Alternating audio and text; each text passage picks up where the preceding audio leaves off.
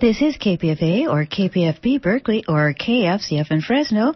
Online we're at kpfa.org. Up next, KPFA's coverage of the Green Party debate held on January 13th in San Francisco.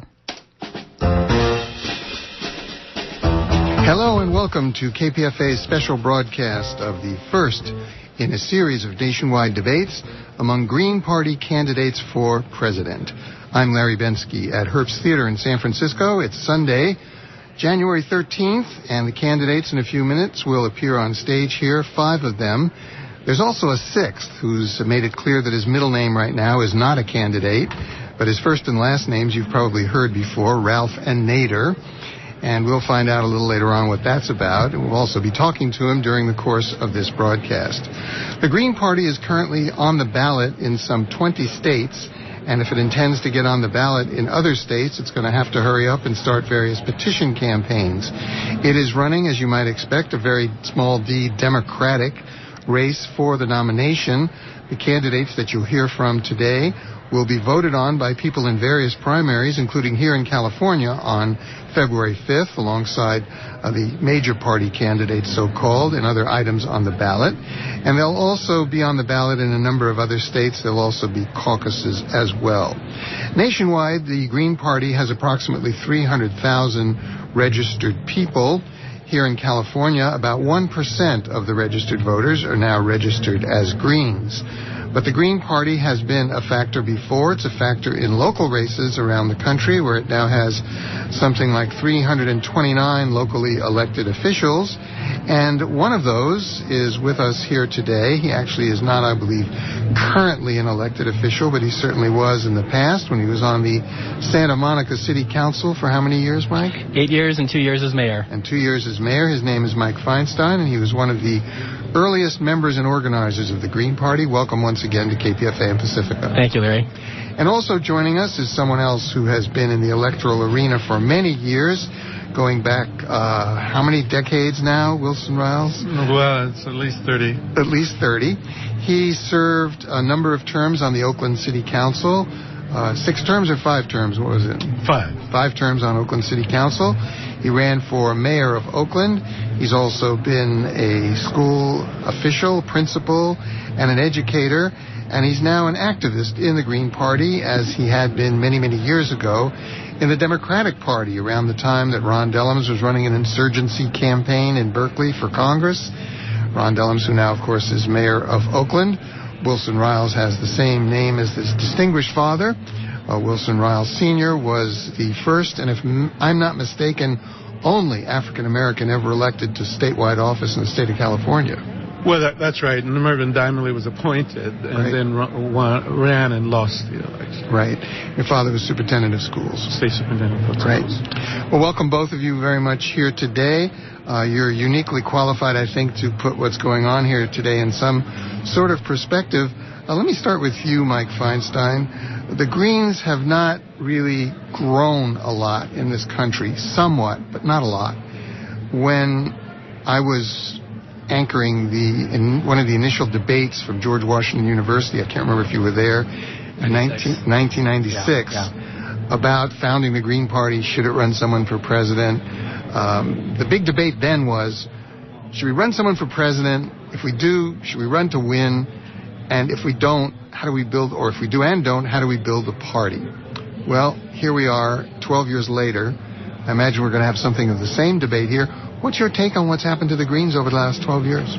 Well, first of all, we have a smart electoral strategy in a fundamentally undemocratic electoral system, because while we do run for governor and for president, and there's strategic value there, as you have mentioned, we've continued to increase the number of people elected on the municipal level, where we can show we have good ideas and we can actually govern. We've had ruling majorities on several cities around the country. Currently, we've had one in Sebastopol for 8 years. So number one, we make a reputation that we know what we're doing that way. Number two, when you look on the presidential level, when we co-founded the Green Party of California years ago, there was a lot of people who weren't very famous.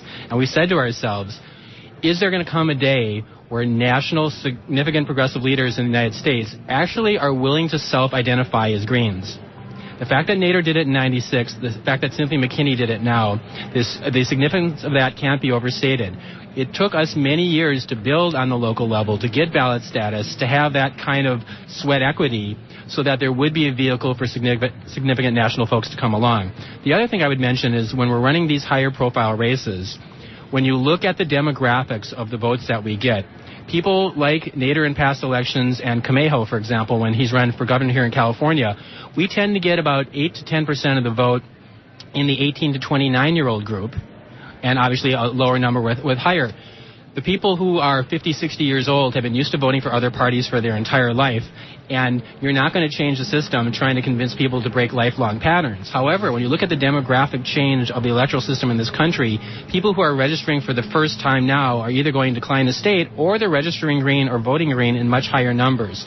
So I actually think the more we continue to run high-profile people like a Cynthia McKinney or a Ralph Nader to paint our issues widely, but stay smart and don't throw all our eggs in the basket of trying to run for high partisan races without the local base, which is what a lot of the smaller parties in the U.S. have done and failed, we're going to continue to grow. Wilson Riles, Jr., one of the things that's changed over the years since you first became involved in electoral politics is that the number of people who do vote but decline to state that they will be members of either the Democratic or Republican parties has grown exponentially. Used to be that if you registered to vote, you pretty much automatically registered Democrat or Republican. Now you get 20, 30, 40%, even more in some states who say, I'm a so-called independent. Does this mean that there's a bigger opening now, do you think, for the Green Party than before? Or is it people are just going to not identify with any party, Green, Republican, Democrat, or whatever? I think the growth in independence or decline to state largely comes from the disappointment that voters have in the Republican and the Democratic Party. I myself am one of those disappointed people, not that I was what you would call a flag-waving Democrat even when I was, had that designation when I was on the city council. I was more of an insurgent, progressive kind of Democrat who was attempting to find ways to change the party. Well, I think there are a lot of activists who've given up that effort to change the Democratic Party because it's not going to happen. And so now there is an opening among those activists. But as far as the general voting pool is concerned, I think I have to agree with Mike. It is a question of people becoming more familiar with what the Green Party represents, and that can best be done on the local level, where people can get to know party activists, what the issues are that the party is fighting for, and then the fact that the party exists and is out there and has, some kind of national cohesion and national force comes from running a national candidate. But that candidate has got to run on the basis that it's about building the party. Both of you, as former city council members, you, Wilson Riles Jr. in Oakland, you, Mike Feinstein in Santa Monica, are familiar with the pressure that can come from the two big parties when they want something, and the pressure they can exert on the public mentality when they want to get it. And this year, I can't remember a year when it started so early and has been quite so heavy already about organizing to get the Bushies out of office and their successors, and or staying the course and being the strong America that we must have. They're going to try to suck up every single person in webs of either, you might say, hope or fear, or some combination of both. Is there space, do you think, this year for the Green Party with a dynamic like that going on, Mike?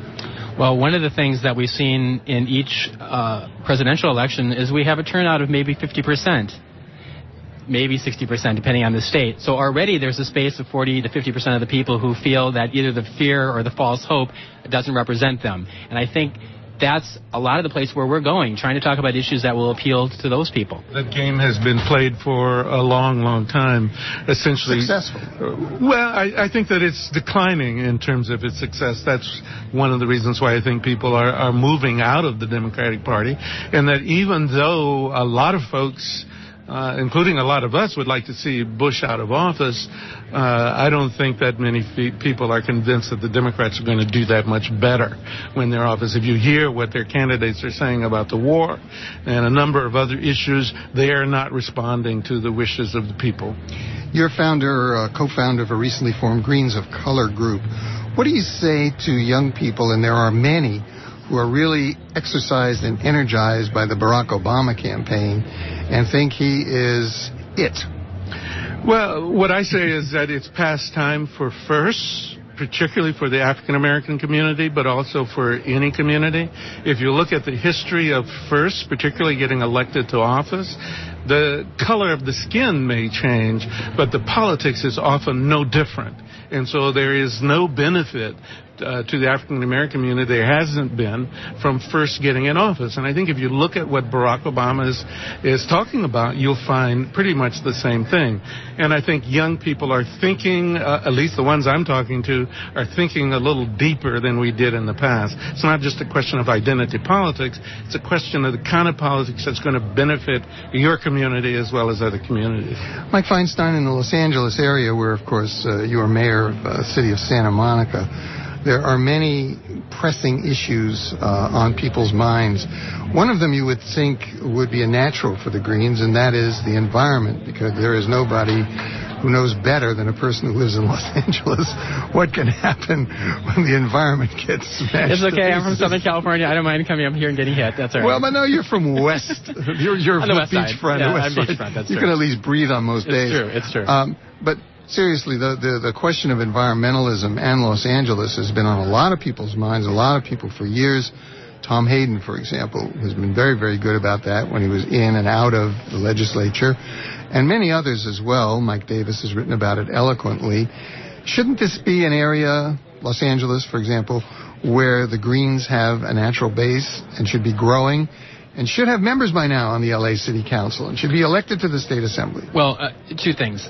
One, vision, and then two, the practicality of the voting system. The city of Los Angeles is one of the least potentially democratic, with a small d, enterprises other than the Board of Supervisors for LA County. That's 10 million people, 5 seats. City of LA is 15 seats and 4 million people. So the city of Los Angeles is probably one of the least likely places for us to break through, simply because of the kind of money to get elected to those. But I have to say, in terms of pushing green issues, I've served on the Southern California Regional Comprehensive Plan Task Force for the last few years. We've pushed through in part with my role in this committee, a 6-county general plan for the region that focuses on job housing balance, public transit, affordable housing mix, from a green perspective, that if you're going to deal with environmental issues in Southern California, you have to change with land use patterns. And we've actually convinced now 188 cities in the LA basin to buy into this sort of vision. Others, Republicans, Democrats, join in this sort of green vision because it's the right way to actually deal with the environmental problems. So I actually think we've had some influence where we can get our voice heard. How about the other piece of it, the party and the political system that you were talking about? Well, that's where I think we look with a lot of promise at what's happened in San Francisco, where under Matt Gonzalez's leadership, we got ranked choice voting, instant runoff voting here in place in the city of San Francisco. The city of Los Angeles now is working on that, and a lot of Greens are part of that process to try and get LA City Council to add that. I think if you add that in the city of LA, you're going to see more Greens running and winning. You're listening to KPFA's special broadcast of the Green Party presidential debate held in San Francisco on January 13th at the Herbst Theater. We're about to begin, and when we do begin, the voice you'll hear will be a voice familiar to KPFA listeners, Amy Allison, who co-hosts the morning show these days, and she'll be introducing various speakers and then the candidates 5 candidates who will each have 3 minutes to present a statement. Ralph Nader, as I said, will also be here, and it'll be interesting to see how they qualify him, but he has made it clear that he's not yet a candidate, and later on we hope to have him as a guest on this program and explore that further ourselves. Then there will be questions from the audience, and there will be a press panel which will ask questions, and I'm going to move into a phone booth at that time and take off my mild-mannered suit and glasses and put on my super journalist cape and go out there and be one of the press people. And there will also be time for more questions from people in the audience here at the Herbst Theater. There's a speaker present, and we'll be talking to her later, from the Green Party of Ontario, Canada. Cindy Sheehan will be managing the questions that come in. She, of course, is a candidate in the Democratic Party primary against Nancy Pelosi here in San Francisco. So all of that's going to be going on in the next few hours here on this broadcast. We hope you'll stay tuned for as much of it as you feel appropriate. And before we do go to the stage, where they're just about to start, I wanted to ask our 2 guests here, one, at least more questions, Wilson Riles Jr. and Mike Feinstein. Wilson Riles Jr., you've recently been involved as a high school principal and in an alternative school. And a lot of your students, I imagine, either were or were about to be 18 years old. What did you say to them to get them registered to vote? Well, it was not that difficult in terms of getting them to register. This was the School of Social Justice and Community Development. Wilson, I'm going to have to interrupt you because we are starting. We'll come back later. This is Amy Allison on stage at the Herbst Theater.